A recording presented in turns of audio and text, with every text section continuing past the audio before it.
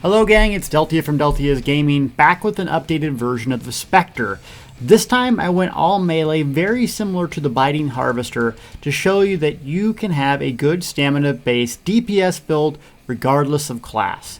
So the reason we went double melee for this build is the scaling of weapon damage and poison has changed, making bow pretty much obsolete in this patch.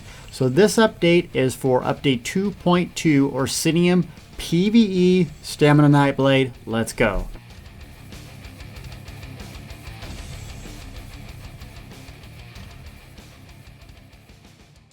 Welcome back, and I know it's been a while since we updated the Specter, and there's good reason. It was a little bit too complex, but I got it down to use all crafted gear and make it a lot less troublesome to operate. So let me show you this brute here.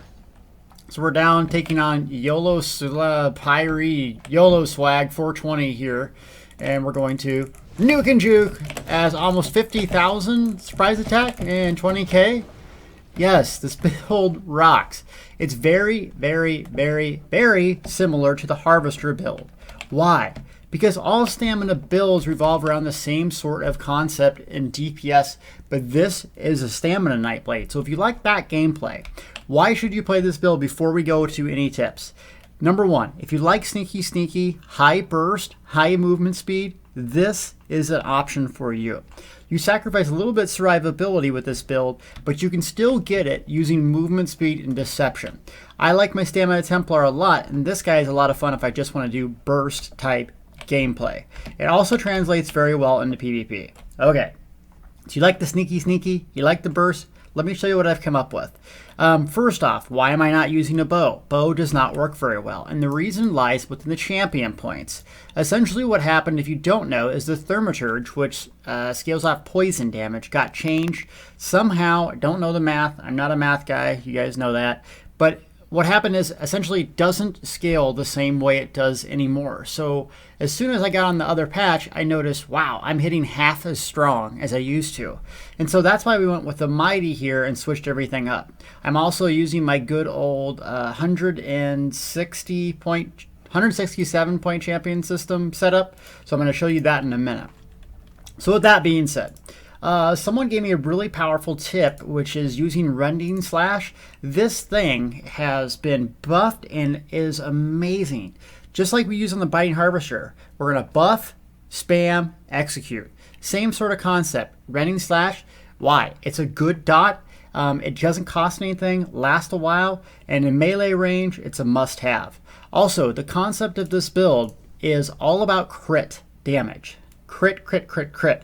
I'm very low health. I can deal with it, though it is somewhat hard to deal with. So if you're a little low on health, go to about the 18,000 mark. 16 is pretty hard to do the new content, but with a good group, you can pull it off. Shadow Mundustone for more crit damage.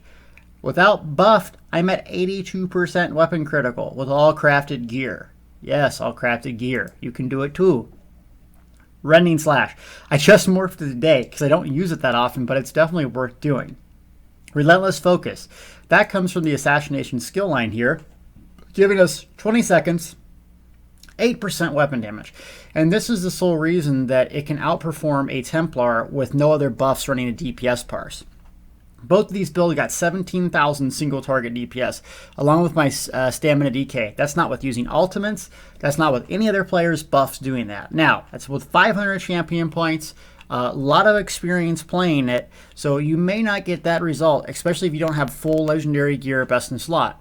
But you can still hit good, reliable DPS with this setup. It's not out of the question.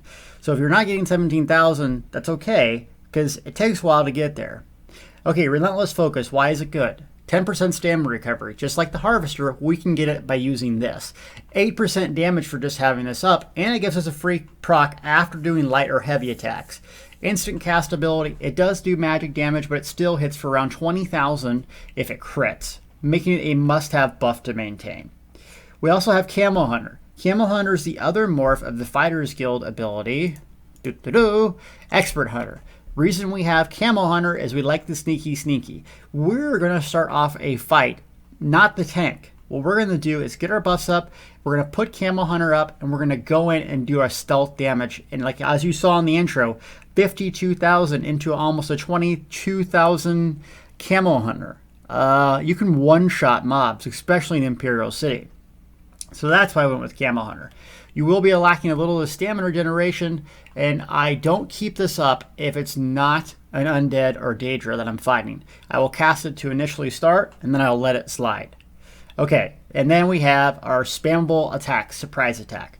Does a lot of damage, lowers our physical resistance, and actually gives us a nice boost and spell resistance and physical resistance. But you have to have more heavy armor for the duration to continue.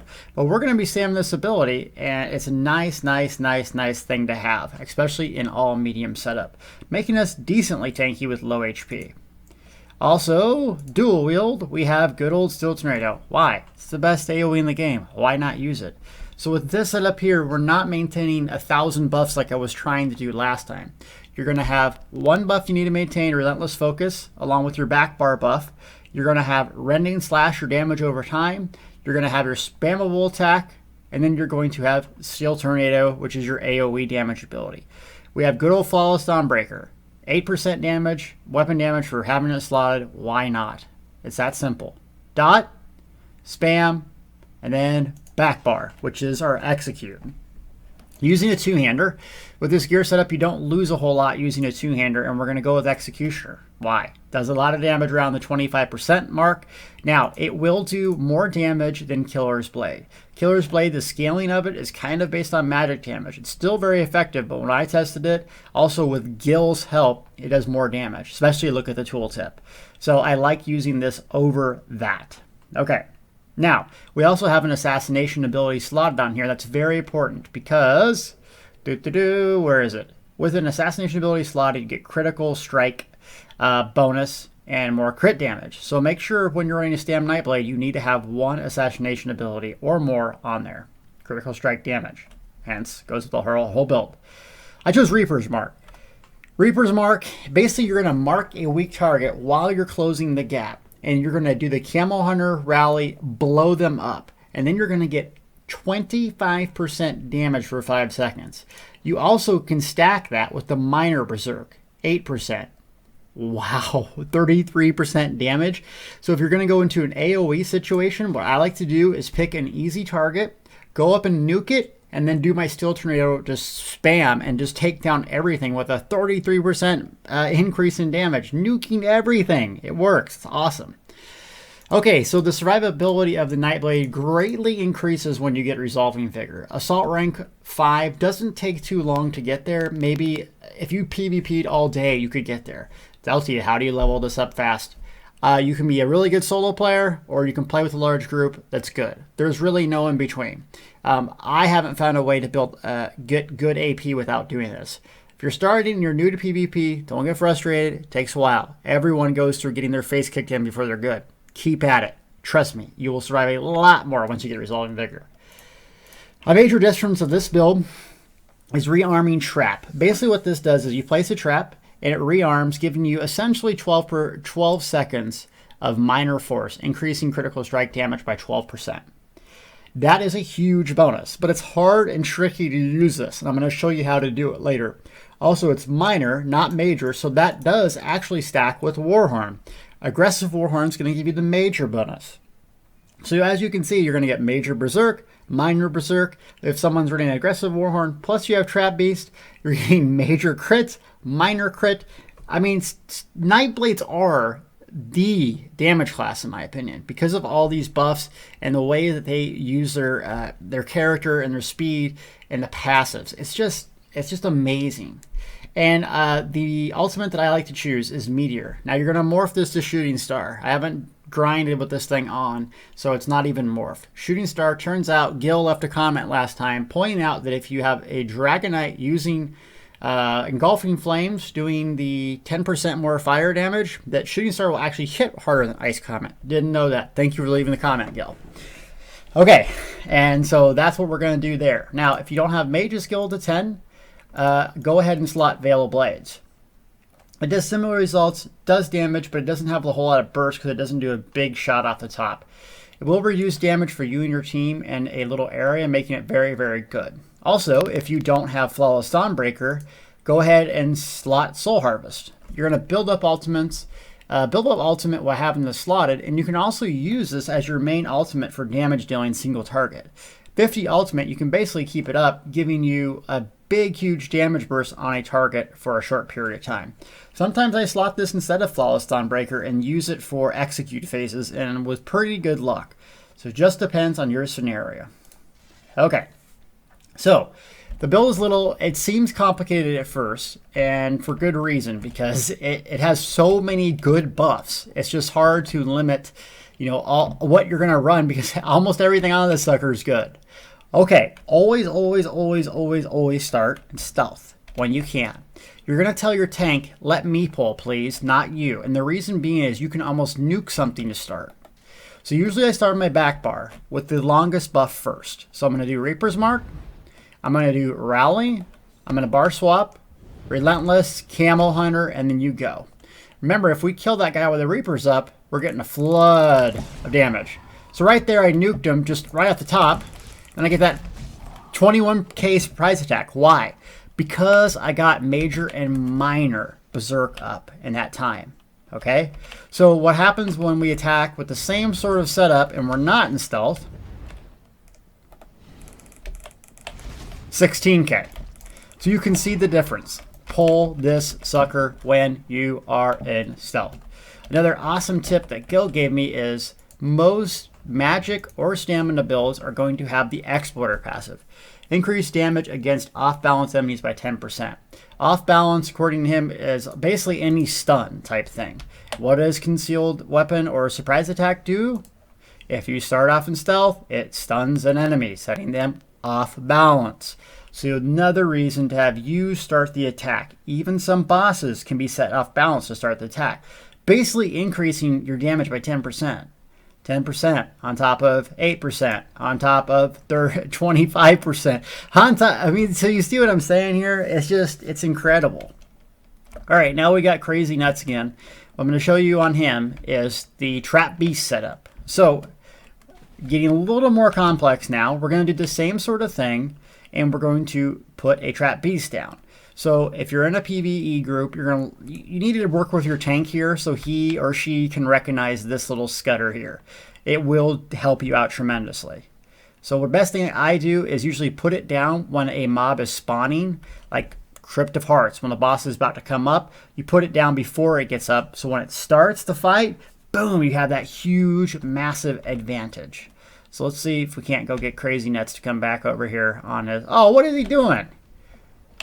He's using Burning Breath randomly? Dude got some issues. He needs to go to therapy. All right.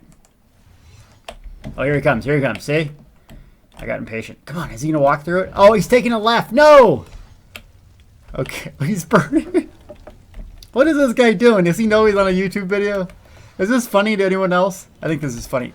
There he goes. He hits it. Boom! Look at that. 20k. 20k concealed weapons. Why? Why is that? Trap Beast! Yes, it's a really effective skill now. T. Carter, if you're watching, that's for you. Okay, so that is the skill setup. 20,000 surprise attacks, 21,000. And you can even get more advantage out of this if someone's blowing an aggressive warhorn. And it's really simple. Once the combat starts, the buff system is hard until you get a steady flow of combat and you haven't nuked anything. So once again, typically you're going to lay your Trap Beast down. You're going to get in stealth. You're going to hit Rally, Reaper's Mark, which is going to reduce their armor and give you a massive flood of resources. Relentless Focus for 8% damage, Camo Hunter, and Nuke and Juke. Now, once that stops, what do you do? Because you're not always going to nuke a boss off the top. What you do is you go into your priority buff system. So you're going to have Relentless Focus every 20 seconds. You're going to have Rally every 33, or you can use a Weapon Power Potion. You're going to reapply Camo Hunter if you're fighting just Undead or Daedra. And then you're going to go basically doing a Rending Slash. Oh my god, it killed them. I tell you what, I can't even, this build does so much damage. Rending Slash, and then you're going to go Concealed Weapon. Oh, they die too easy. You do Rending Slash every 9 seconds, Concealed, Surprise Attack. I always call it Concealed because I used to play Magic. And then you just go to your back bar for Execution phase. That's it. So So let's see what happens when we do a meteor in stealth. Oh yeah, it's not physical damage. Anyways, let's just do it anyways. It looks cool. Kaboomy! 23k meteor. This build is just fun, and it's using crafted gear. So let me show you what gear I'm using. Very similar to the harvester with a twist.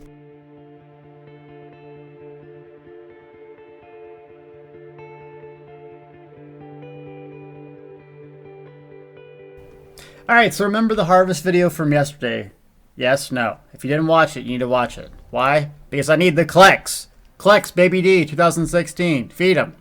Okay, so all we did differently with this build here is we went 5-piece Night Mothers and 4-piece Hunding's Rage. The reason being we have more crit, and the added physical resistance from doing a crit is actually more damage than Hunding's Rage on a Nightblade.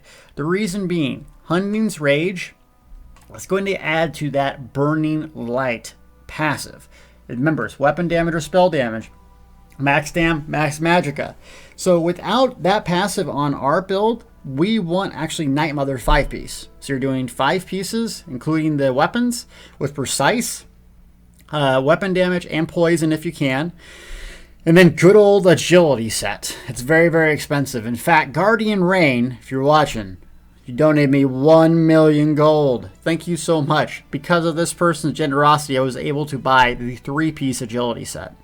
Robust is the trait you're going to want. Now, if you're a Khajiit and you're lacking health, go ahead and buy the healthy. They're way cheaper, and it's actually going to be beneficial for you to get that 20k health mark. So you're not yoling around with like no health like me, because I do die a lot. But boy, I can do damage. So what you're going to do is an all divine setup, all divines, giving us that 18.3% extra damage on critical hits, rocking in a steady 82% weapon critical. We crit a lot, often. Also, you're going to get more crit on these passives here. Where is it? There's a passive in this for, where is it? You guys know where it's at. Where is it at? Increased shadow. Our little buff to our friends is in here somewhere.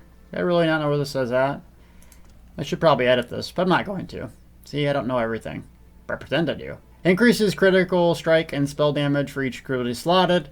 After a successfully crit, nearby allies gain minor savagery. So you have major and minor. Just having a Nightblade in the group. Same thing with having a Dragon Knight in the group. You get major and minor weapon damage. Weapon brutality. So having a Nightblade in your group is definitely going to help other stamina builds. Now put a Dragon Knight with a Nightblade, both running stamina, one running Earth and Art, one running this.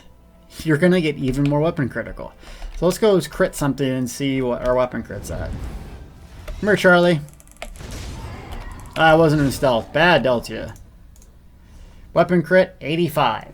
So you're at 15% likely to not get a critical. Otherwise, everything else is a crit. That's why this gear is so fantastic to get. There's a really good website for finding crafting gear locations, and it's called Wiki Extra Life. I'm going to put it in the description of this video.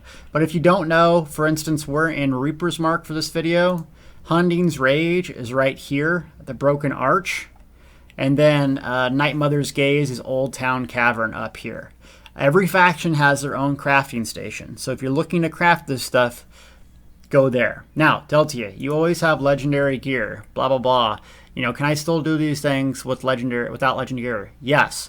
Legendary gear is going to give you an advantage. But if you can't get it, you still can do good damage. You're looking at 1-2%, you know, per factor. So if you're getting blue gear in comparison to yellow, it does add up, but don't freak out if you can't get it. Try this setup on a stamina build if you're having trouble with DPS. Worst comes to worst, if all you're doing is maintaining rally and literally spamming surprise attack, you should be able to get pretty good damage. So once you start getting that down, throw in the little bells and whistles.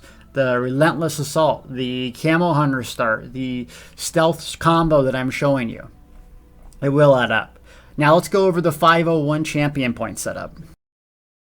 Look at all them unused champion points. Boy, ESO 2.2. Not going to be able to use them all, but I think it's great for the game.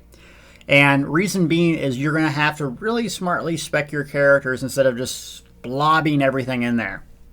So, like yesterday's video, I highly suggest doing 100 points into this, getting the reduced cost maxed out.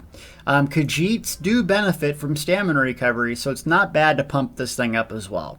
Either way, I like to do a 60-40 split. 60% into the Warlord, 40% into the Mooncalf until you can max it out.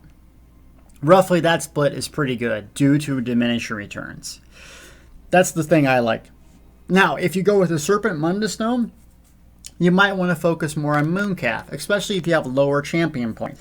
You can go Serpent Mundustone, but it's going to really limit your damage. So try to find another way to sustain yourself besides switching Mundustones, because Shadow is the focal point of our build. I don't put any tumbling because I'm not doing PvP with this. This is strictly for nuking NPCs in a group, or solo, I guess. Moving over, the thing that's different from this build than the Biting Harvester is we don't need to use Thaumaturge. We're not really doing any poison damage. We're not really doing a whole lot of magic damage, though there is a couple abilities. Since we're not using Killer's Blade or an Execute, we really want to pump up the Mighty. Now, you can probably put a little less points into the Mighty and go even more into Precise Strikes and probably get a better advantage. Piercing has been fixed too, so I don't know the math behind it, if that's more advantageous or not, to put more points into there as well. But what I like to do, heavy into Mighty, heavy into Precise Strikes, a sprinkle into Piercing, a sprinkle into Blade Expert. We don't need Thaumaturge because we're not doing the Burning Light passive, since only one class has that. Going over, just like we did yesterday, Spell Shield, medium armor, and then we're going to go 60-60, Elemental Defender, Hardy. So that's just basically my simple champion point setup. Now, remember, this is a baseline build. This is a baseline setup. If it doesn't work for you, change it. If you're dying to more fire damage, change it. If the stamina recovery thing isn't working for you because of your race, change it. It's all about giving you the idea and concept to be successful as a Stamina Nightblade in PvE and moving on. So, PvE, I will be doing Dungeon Diving series with this guy to show you combat more so in depth along with my other builds. But I think we have a good point for stamina builds now with this update. 2.2 is around the corner. And I plan on updating these again once I beat Veteran Arena. It's going to be a little bit different build doing solo, just solo, and I think Stamina is going to have a hard time at first, but we'll be able to figure it out. Last thing is, what race do you pick? Because I get a million questions on that. Is Khajiit the best race for this build? I don't know, but it's a lot of fun. Looks cool. And why not have a cat in a video game, right? If you're going to play a pretend video game, play a pretend race. And Khajiit's awesome. Crit damage. You can only get crit rating like this. You can get that stealthy crit bonus while we hit like a Mack truck in stealth. So it's good. And now that it adds stamina recovery, it's really a decent race all around for stamina DPS. However, you don't have any benefit to do magic. So if you want to play something flexible, think about rolling an Imperial. If you want like ultra stamina recovery, think about going Redguard. If you want something crazy, go Orc for speed and more weapon damage. But I stick with Khajiit. It's one of the coolest races in ESO, and I think it's really, really valuable. And so that's a quick Specter update. We'll go more into combat later, but I think we're at a good point with all the stamina builds, and it's time to move on to magic, specifically Omega, which is doing the most damage out of all my builds. Yes, the Magic Templar is doing the most damage out of all my builds. Look at that gear. Minus the bucket, he looks pretty cool. I mean, let's take the bucket off. You guys hate the bucket. Let's see here. Gameplay, hide helm. Aw, there's my little kitty boy. Yeah, doesn't it look good? Alright, gang, thanks for watching. Leave me a comment. Believe me, them comments help, especially Gills. These guys, Order of Mundus, Guild, are ridiculous good. I'm learning a lot from them, and a lot from you guys in the comments. So please, keep them tips coming. Share with the community. We only get better from learning from each other. Thanks so much for watching. More builds to come.